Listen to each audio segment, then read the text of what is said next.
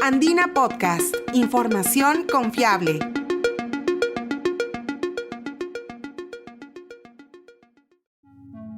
El incremento de casos de dengue en nuestro país, principalmente en las regiones de Amazonas, Huánuco, Junín, Loreto, Madre de Dios, San Martín, Tumbes, Piura y La Libertad, alerta a las autoridades de tomar medidas de prevención.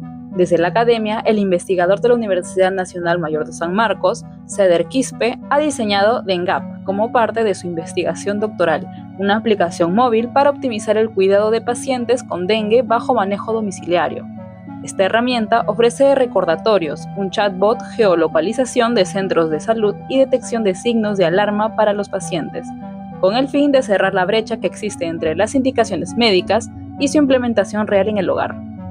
En este nuevo episodio de Andina Podcast, el médico peruano explica cómo la herramienta digital puede ayudar en el buen manejo de pacientes con dengue, quienes en su mayoría, a pesar de recibir indicaciones médicas, no las implementan correctamente en su hogar.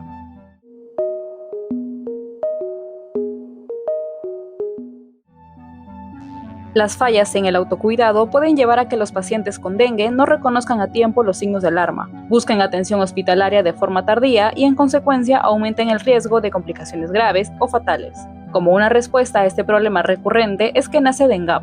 El médico peruano Ceder Quispe nos explica sus funcionalidades y cómo puede ayudar a la lucha contra esta enfermedad infecciosa, transmitida por el zancudo Aedes aegypti.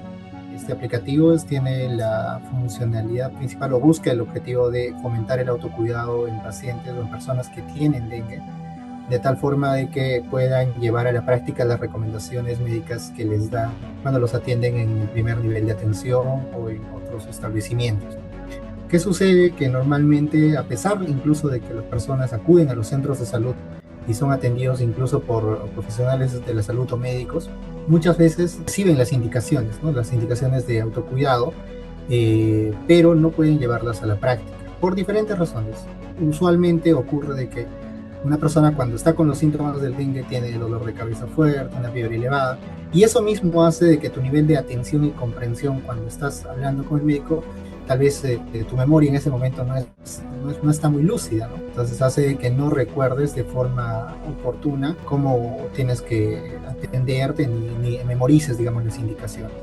Esa es una de las razones. La otra que pasa también frecuentemente es de que el dengue se genera en brotes, ¿no? Brotes epidémicos, y eso genera una demasiada demanda de atención, y los médicos normalmente no tienen mucho tiempo y tienen una gran cantidad de pacientes que atender, y por lo tanto, al tener poco tiempo de atención, no tienen el tiempo suficiente para explicar con suficiente claridad y corroborar que verdaderamente les han entendido, ¿no? Entonces esa es otra limitante. Y uno tercero que ya tiene que ver con las conductas en casa, de que a pesar de que uno sabe, digamos, de que tiene que tomar bastantes líquidos, hidratarse, no siempre tienes el soporte en casa, o tú mismo, ¿no? A veces por la dejadez, por la enfermedad, no planificas cómo tienes que, no colocas, digamos, las herramientas necesarias para poder tú mismo atenderte, ¿no? Con tus malestares, por así decirlo. Entonces, para generar un cambio no solamente de conciencia, sino que también a través de recordatorios, de diferentes cosas que nos brindan las herramientas digitales, esta va a agarrar múltiples funciones que hagan de que, por un lado, te trate de reforzar lo que ya te pudieron haber dicho en el centro de salud, los médicos, pero a su vez, si es que tú tienes otras dudas que muchas veces no las consultas con el médico en el momento, porque a lo mejor estas dudas aparecen después, y entonces puedas consultar con el aplicativo con los diferentes elementos de, no sé, de información que hay ahí, que va a haber videos, que va a haber notas tipo blog, entre otras cosas más, o incluso un chatbot que va a responderte, digamos, tus dudas. Todo eso puede reorientar a que verdaderamente tú implementes esas actividades, ¿no? De hidratación, de descanso, de estar pendiente sobre todo a los signos de alarma, que son necesarios detectarlos rápido para que tú busques la atención en el segundo o tercer nivel de los hospitales y que puedas internarte de ser necesario para que te controlen adecuadamente, ¿no? Y la probabilidad de que tú tengas un desenlace fatal, es decir, que no mueras, no termines complicado en unidades de cuidados intensivos, sea baja. Entonces, esa es la idea. Lamentablemente, las recomendaciones del dengue son básicas por las diferentes razones que les expliqué. Las personas a veces no están atentas, mucha carga de trabajo cuando hay brotes, entonces es necesario este tipo de herramientas que vayan más allá de un papel, ¿no? Más allá de una receta. para que fomente un cambio de conducta, que también es uno de los elementos conceptuales desde la psicología que está embebido en las diferentes funciones del aplicativo. Cambio de conducta que empuje a que verdaderamente todas las actividades de autocuidado en el día a día, de tal forma de que puedas tener mayores probabilidades de supervivencia y si es que te complicas, busques la atención en el momento adecuado. Desde el 2024 hasta la fecha se viene desarrollando este proyecto, específicamente en la ciudad de Trujillo, con pacientes de 3 distritos, La Esperanza, Florencia de Mora y El Porvenir. Lo que sigue ahora es volver a testear la aplicación, pero con pacientes que tienen en este momento la enfermedad, es decir, que tienen todos los síntomas y acuden a un centro de salud para ser atendidos. Cuando desarrollamos herramientas digitales para el ámbito de la salud, existen diferentes pautas de desarrollo. Lo primero lo que se tiene que hacer es validar las necesidades y los problemas, y luego hacer, en base a esa evaluación, que normalmente son estudios cualitativos de conversar con profesionales de la salud que atienden directamente este tipo de casos, o que también con personas que han vivido la enfermedad, que es lo que hemos hecho en una primera etapa del estudio, ver verdaderamente cuáles son sus problemas y si es que una tecnología de este tipo verdaderamente era apropiada para estas necesidades. Eso ya se hizo en una primera etapa el año pasado y sí hemos corroborado de que la necesidad estaba y que sí, verdaderamente una herramienta de este tipo es muy probable que sí tenga una utilidad para este tipo de pacientes. Eso se ha corroborado. Todos han sido con personas que han vivido dengue en el último año, es decir, durante el 2025 y parte del 2024, y todo esto lo hemos trabajado en el departamento, mejor dicho, específicamente en la ciudad de Trujillo, en 3 distritos, que son La Esperanza, Florencia de Mora y El Porvenir, con grupos de pacientes de estas zonas que justamente son lo que se denominan poblaciones periurbanas, ¿no? Que normalmente son las más afectadas del dengue por diferentes condiciones socioeconómicas que atraviesan. Entonces hemos tratado de justamente, queremos que esta herramienta ayude a la mayor cantidad de pacientes. La mayoría de pacientes cumplen con este perfil sociodemográfico. Entonces hemos ido justamente a donde se atienden ellos, con médicos que atienden a estas personas y también con los mismos pacientes bajo la experiencia que han tenido, han vivido el dengue, y con ellos hemos podido corroborar varias experiencias, necesidades y cómo, a lo mejor qué cosa hubieran necesitado para tener un mejor cuidado de su salud en aquel momento. En base a esto se ha generado una serie de requerimientos funcionales, técnicos y no técnicos que en una segunda etapa se han desarrollado, que en realidad estamos todavía en la segunda etapa de desarrollarlo. Ya se tiene una versión primera o una versión alfa del aplicativo.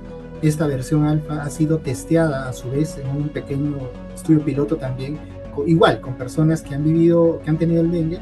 Se les ha dado la aplicación y se ha visto sus primeras impresiones, ¿no? Y ya una vez que hemos tenido esa retroalimentación, por suerte se ha obtenido una usabilidad elevadísima, que era de 84.5 hacia 100, que ya de por sí es elevada, pero aún así ahorita lo estamos mejorando aún más para que tengamos la versión beta.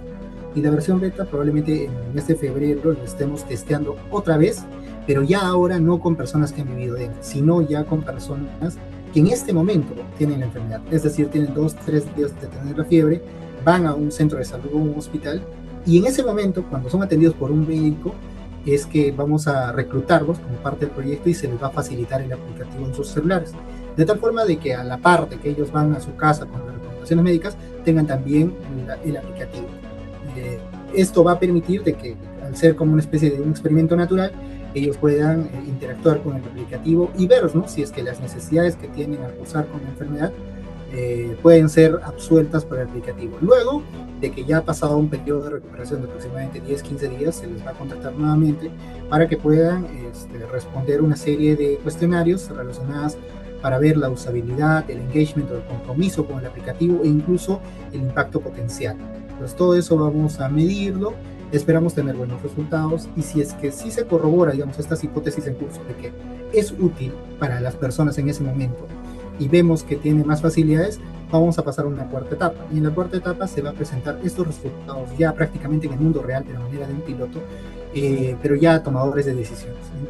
Si se logra buenos resultados y se comprueba que sí, verdaderamente es útil para los pacientes, se presentarán estos resultados a los tomadores de decisiones, principalmente alcaldes distritales, Gerencia Regional de Salud y autoridades nacionales como el Programa de Enfermedades Metaxénicas del Ministerio de Salud, e incluso organizaciones internacionales como la Organización Panamericana de la Salud. La estructura de la app también permite su adaptación para manejar casos de Zika, chikungunya e incluso fiebre amarilla. Nos encantaría verlos, en primer término, en Trujillo y por qué no en todo el norte del país, implementado en los diferentes departamentos que son donde hay una mayor incidencia de casos de dengue anualmente, que normalmente es la costa norte del Perú, aunque también hay zonas de la selva, como San Martín, no sé, Loreto, incluso también aquí en el sur, el mismo Lima, ¿no? Lima también tiene una gran cantidad de dengue en los últimos años, igual pasa con Ica. Entonces nos encantaría que se escalase a ese nivel y que sea una herramienta adoptada, ¿no? Por ya sea el Ministerio de Salud o el Instituto Nacional de Salud, quien sea, y que sea en práctica, y vamos a ver verdaderamente ya en el campo qué tanto puede ayudar esto a cambiar las conductas, sobre todo de autocuidado, y por qué no, también hay elementos preventivos, ¿no? Para que a futuro cambiar esa cultura de la percepción de estas enfermedades para que tal vez el impacto sea menor en el futuro.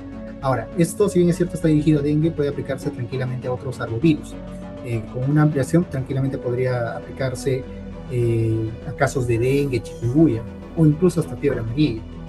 El proyecto cuenta con la asesoría de Jorge Alarcón Villaverde, director ejecutivo del Centro de Investigaciones Tecnológicas, Biomédicas y Medioambientales, quien cuenta con una amplia trayectoria en el campo de la epidemiología y la salud pública.